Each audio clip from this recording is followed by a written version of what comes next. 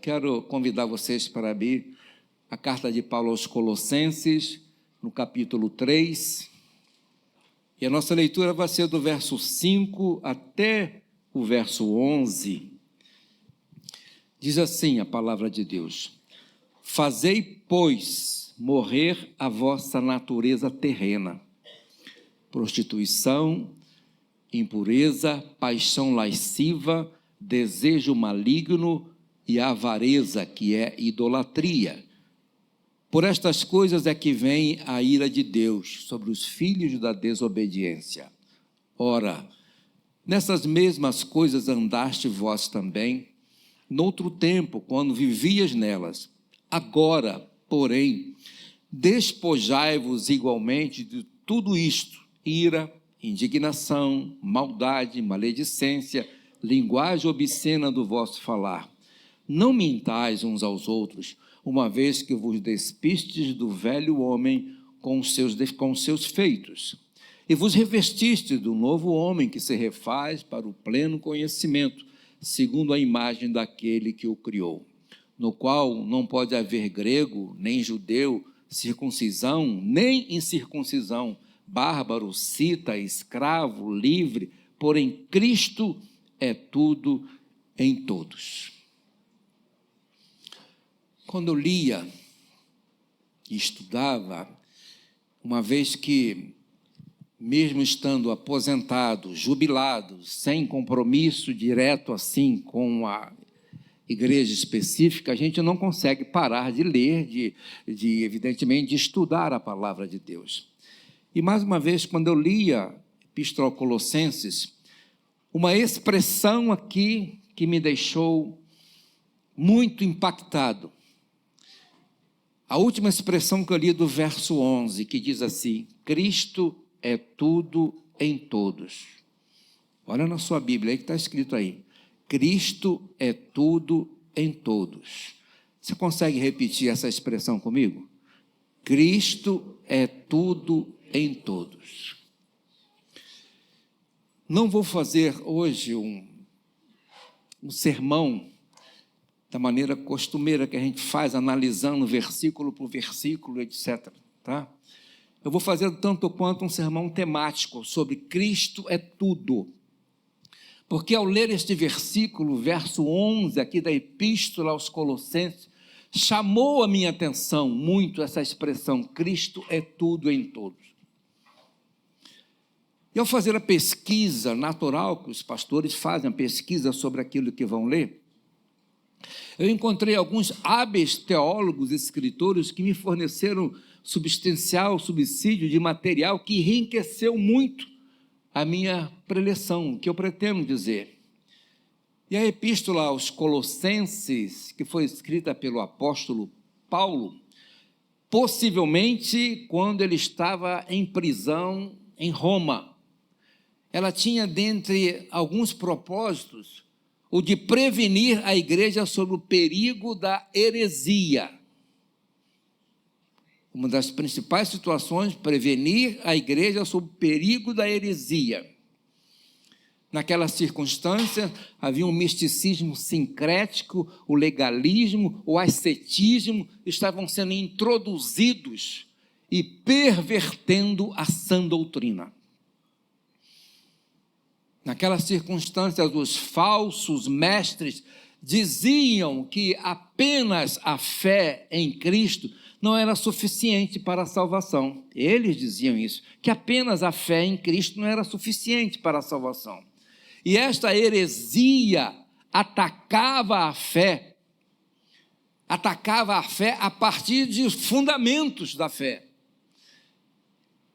E ainda hoje, cerca de 21 séculos depois, ainda hoje, a suficiência da obra de Cristo e das Escrituras é negada.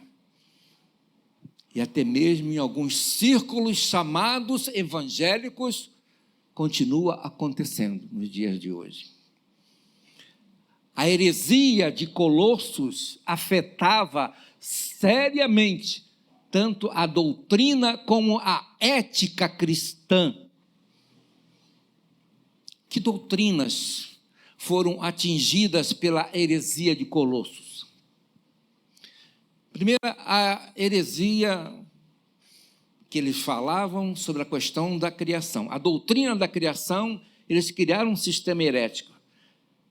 Diziam eles que se Deus é eternamente bom, ele não poderia ter criado a matéria, que é essencialmente má.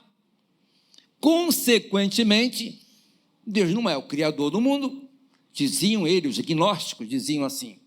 Ou seja, as emanações de Deus é que criaram o mundo, diziam eles. Segundo esses falsos mestres, eram emanações de Deus que criaram os falsos, que criaram o mundo.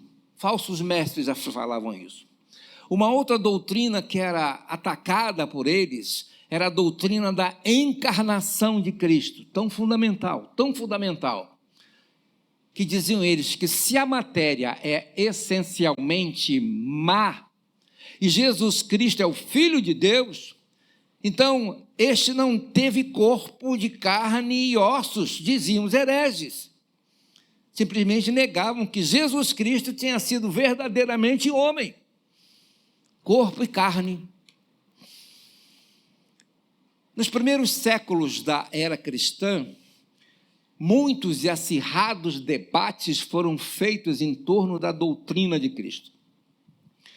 Por acreditarem que a matéria era essencialmente má, os gnósticos diziam que Jesus Cristo não poderia ser Deus, conquanto, sendo ele humano, não podia ser Deus.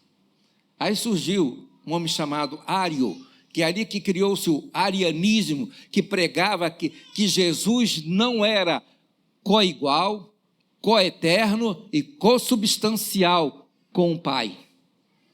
Dizia o arianismo. E ainda hoje,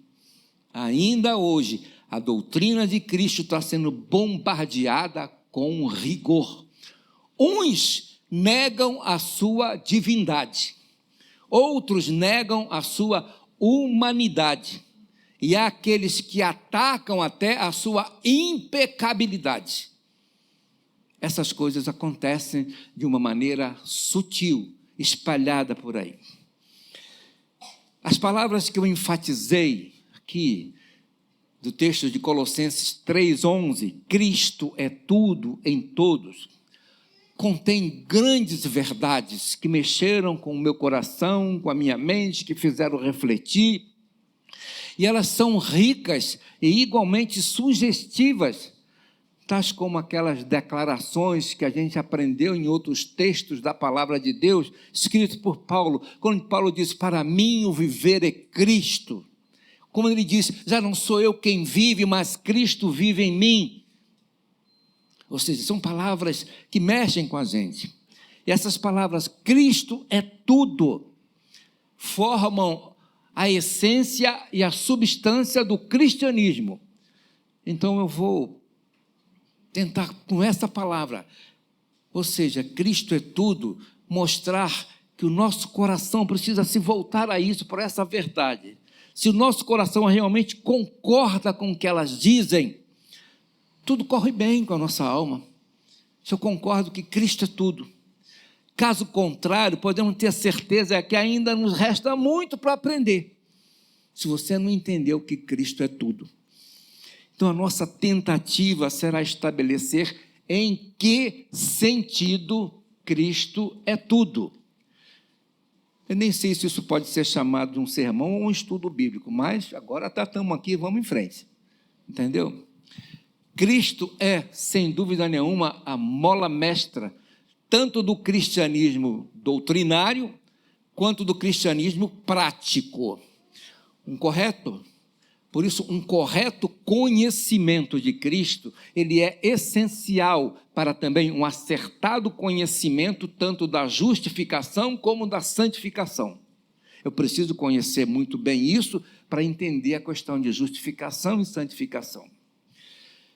Aí eu vou estabelecer algumas coisas que eu quero que você acompanhe meu raciocínio. Meu grande desafio é que prender você no meu raciocínio. Vamos pensar aqui nos conselhos de Deus. O que eu quero dizer por conselhos? Entendo que o conselho, eu digo, nos objetivos, nos propósitos divinos. Imagine a cúpula divina, a comitiva divina reunida. Como nós temos a reunião do conselho, a cúpula divina reunida. Pai, Filho e Espírito Santo. É necessário que se entenda primeiramente que Cristo é tudo em todos os atos desta comitiva divina acerca do homem.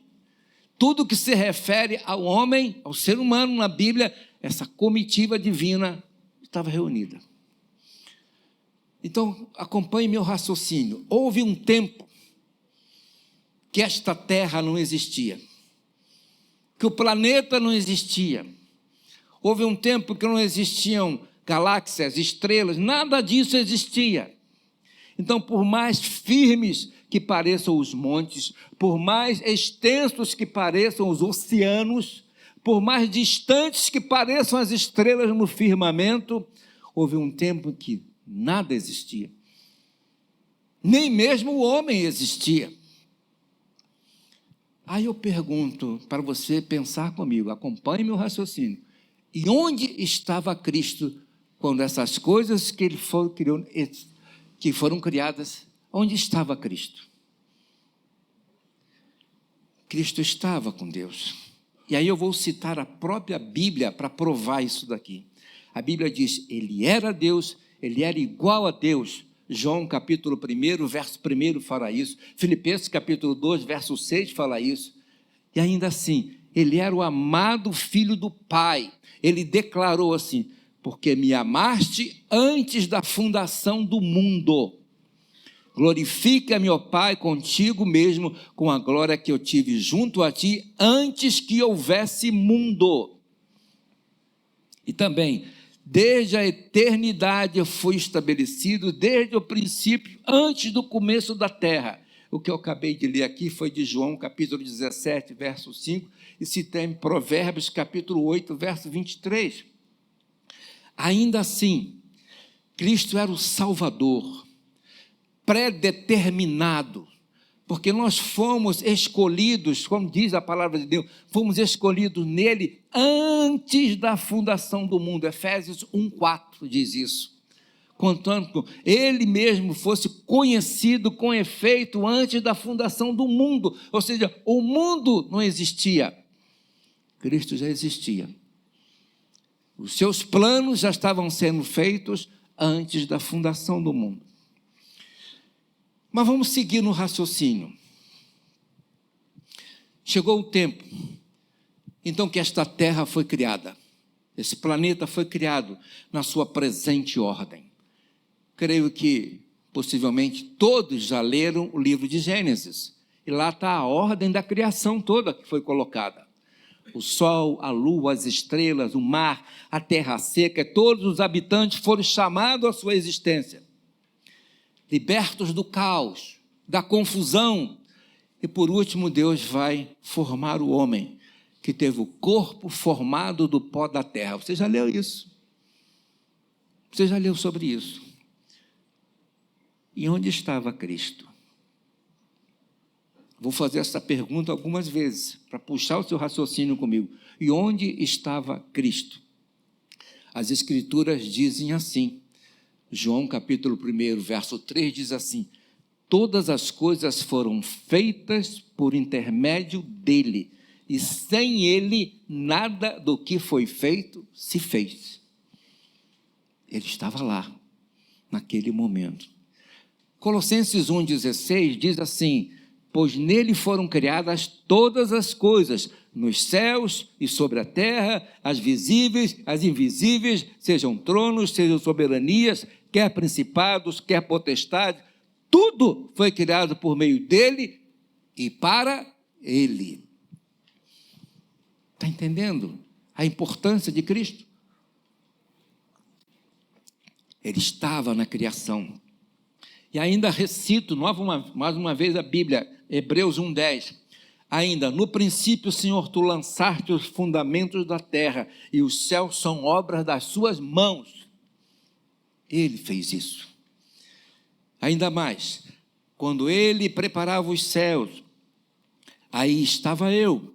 Quando traçava o horizonte sobre a face do abismo, quando firmava as nuvens de cima, quando estabelecia as fontes do abismo, quando fixava ao mar o seu limite, para que as águas não transpassassem os seus limites, quando compunha os fundamentos da terra, então eu estava com ele, e eu era o seu arquiteto. Dia após dia eu era as suas delícias, folgando perante ele em todo o tempo.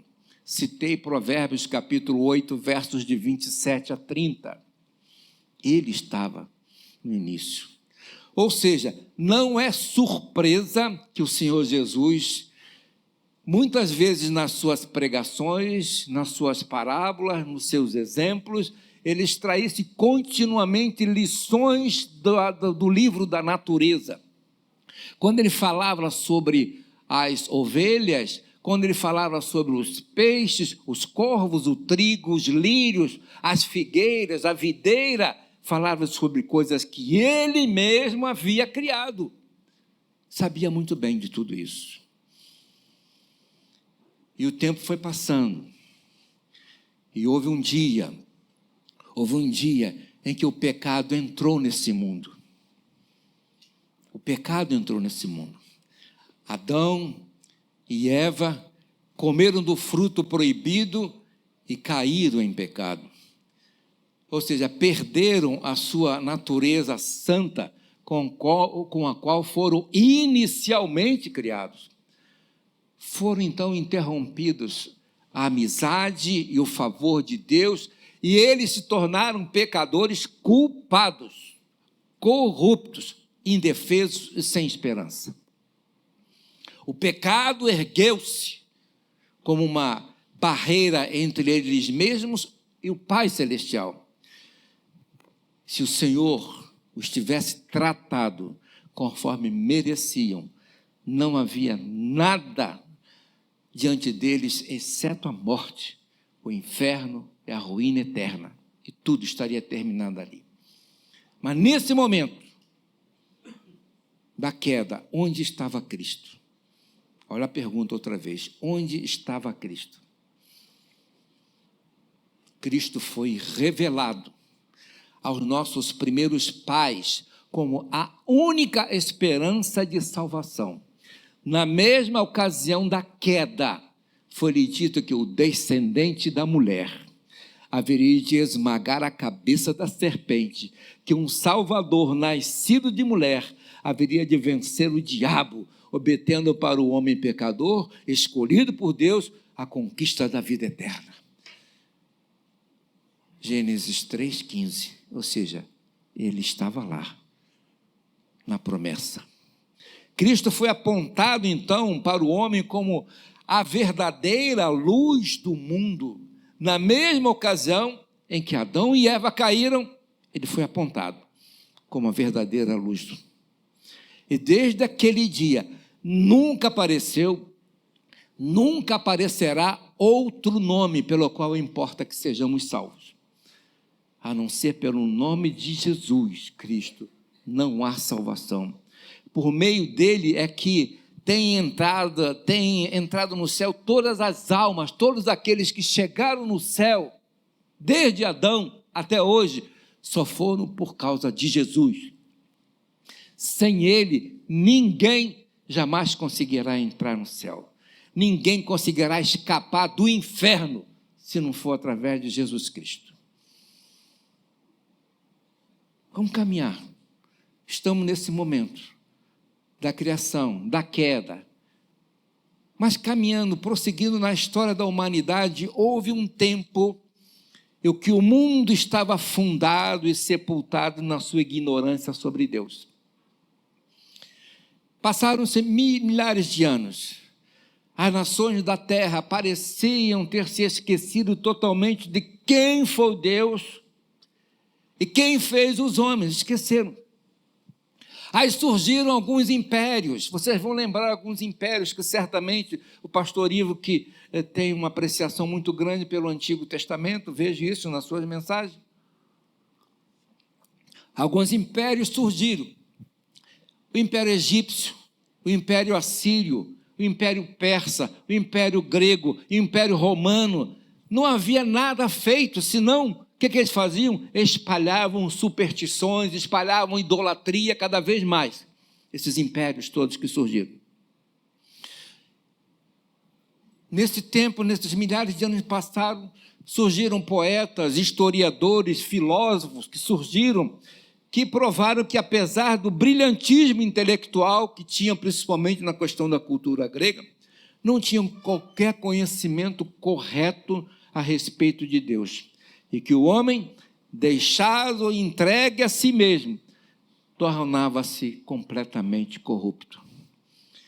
Exceção apenas para alguns poucos e desprezados judeus, que perdidos em um cantinho do mundo, mantinham a verdade essencial viva, mas o restante da humanidade inteira estava morta na ignorância e no pecado. Aí vem aquela pergunta, então, o que foi que Cristo fez?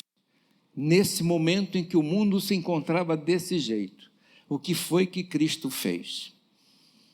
A Bíblia diz, ele deixou a glória que vivera por toda a eternidade, na companhia da sua comitiva divina celestial, e desceu a este mundo. Para quê? A fim de prover a salvação aos homens. Ele assumiu a natureza humana sobre si. Ele nasceu como homem, verdadeiramente homem. Ele, sendo Deus, se fez homem. Feito homem, ele cumpriu a vontade do Pai do modo perfeito, o que ninguém jamais conseguiu fazer. Veio sem pecado algum, totalmente puro, sendo homem. Cristo sofreu lá na cruz, cantamos isso aqui. Cristo sofreu lá na cruz. O que ele sofreu lá na cruz? A indignação de Deus que nós deveríamos ter sofrido. A ira de Deus que merecíamos caiu sobre ele. Aí então, ele trouxe para nós a eterna retidão através da justificação que nos é concedida. Ele nos redimiu da maldição da lei desobedecida. Ele abriu uma fonte purificadora de todo pecado e impureza. Com o seu sangue, ele nos lavou de todo pecado. Somos salvos, lavados, purificados por causa do sangue dele, por causa do sangue de Jesus. E depois de cumprida a sua missão, fez o seu propósito, viveu por aqui cerca de 33 anos entre nós, sendo verdadeiramente um homem. Depois de cumprida a sua missão, ascendeu, voltou à destra de Deus. E agora, encontra-se ali, assentado, aguardando até que todos os seus inimigos tornem-se capacho dos seus pés. É a Bíblia que diz isso. Ali à destra do Pai, intercedendo ali como ele está pelos seus escolhidos e oferecendo aos seus escolhidos a salvação, gerenciando tudo quanto diz respeito à salvação das suas almas. Ele continua lá, só que lá da glória, intercedendo pelos seus escolhidos. Mas vamos caminhando. Aproxima-se agora o tempo em que o pecado será expelido deste mundo. Estamos nos aproximando do tempo em que o pecado vai ser expelido deste mundo por vez. Eu conversava esta semana, conversava com a minha esposa e conversávamos também num grupo que a gente tem lá na Igreja Plena Mosaica, a gente chama de pequenos grupos, né? Que a gente se reúne uma vez por semana, a gente se reúne comentando sobre o sermão que foi pregado na semana anterior, e a gente conversava sobre a questão deste mundo que estamos vivendo. Cada vez mais estamos vivendo coisas terríveis neste mundo. Cada vez mais você tem visto isso, a iniquidade prosperando cada vez mais, o amor se esfriando. Essas coisas são simplesmente sinais de tudo aquilo que a Bíblia nos fala. O pecado, a iniquidade, a corrupção, a imoralidade, contudo, não ficará florescendo impune para sempre. Satanás não continuará reinando indefinidamente, e nem a criação ficará gemendo, sobrecarregada, aflita para sempre. É chegado o tempo da restauração de tudo. Aleluia.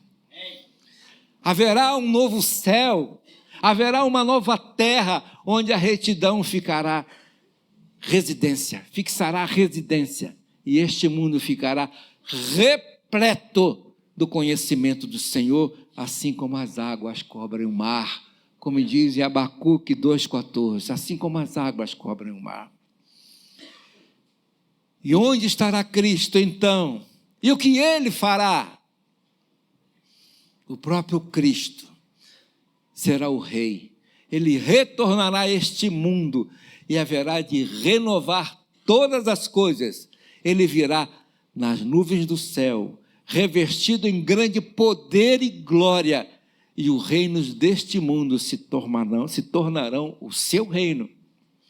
Os gentios serão dados a ele como sua herança, e as extremidades da terra por sua possessão.